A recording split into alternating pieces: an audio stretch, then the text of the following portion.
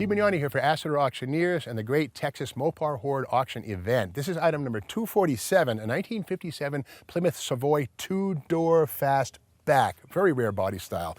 I love the front fenders. It looks like it's all rusty. No. This is surface corrosion. We call this a Texas suntan. No problem at all. The magnet sticks to every bit of it. Love it. This, of course, is the same basic car that Stephen King made famous in the movie Christine. Yes, the same fastback body was used on the top-notch Fury with the dual quad 318. But in this case, it's a fairly mundane Plaza. A little bit of pitting here on top of the fender, but not a big deal. The magnet sticks to it. Again, this is not putty. That's honest first-generation rust corrosion. Inner fenders, or headlights, I should say, are here, present and accounted for, and the bottom here is not rusty. Front bumper is in nice shape. It's got a Texas license plate, 1967 PSG 890.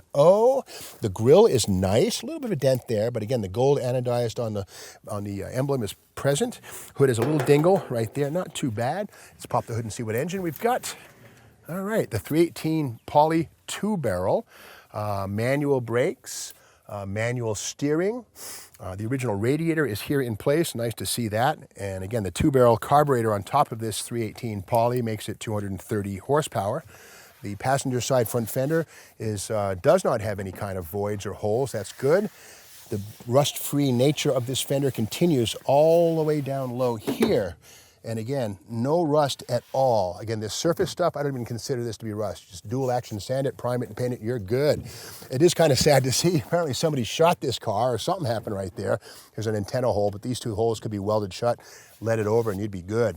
The windshield is present, a little delaminated, but beautiful wraparound windshield, new for 1957, as Virgil Exner's ideas really bore fruit. The two-tone paint, I love the trim on this, all very good. Bottom of the door, which ordinarily is just paper-thin junk. This is fantastically solid. Put the magnet on there, it sticks. Beautiful Texas rust-free metal.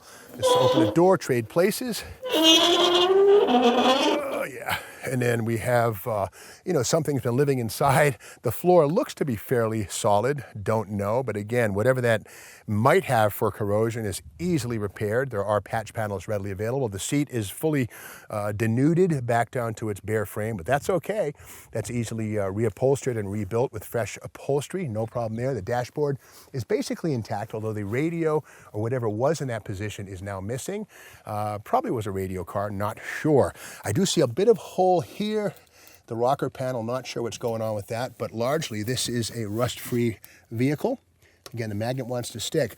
Down low here, yeah, there's some rust right there. You can put your finger through it, but again, the magnet sticks to it, which is an indicator that there's no putty here. That's honest first-generation rust, not somebody's effort to hide it with plastic filler. That's a great thing. Down low here, the quarter panel is a little, well, it's solid. It gets a little punky as we get into here, but again, there's no effort to cover or hide anything. The magnet sticks, so you'll be the first one to try or to actually affect the repair here in the rust, which is a good thing. Above, the quarter's nice. The B-pillar, yeah, down here, a little bit of rust going on, so certainly, it's classic. This car is over almost 60 years old, so what do you expect? The rear window's in pretty good shape. The quarter panel down low, yeah, there's some plastic filler, so somebody at some point, probably in 1972 or so, did effect a repair here. The magnet sticks here. This is plastic, but it's not that bad. But beyond all that, the tail fins on this 1957 are present. And I hate to say it, what might be smart on this one is to chop the tail off of this and utilize these fins to make a couch. A lot of folks do that for their man caves or like the Hard Rock Cafe or whatever it might be. These are classic. Inside the trunk, we see some goodies. Another headlight, surrounds, right there. The horn ring, hubcaps, Fury hubcaps right here. Tail light lens units right there, like that. These would go inside. So again, this is perhaps a parts car, but if you're brave, this is a two-door finned Christine waiting to be. So that's the story of this car, which is item number 247. Again, it's a Christine waiting to happen. So much potential here. Bid smart.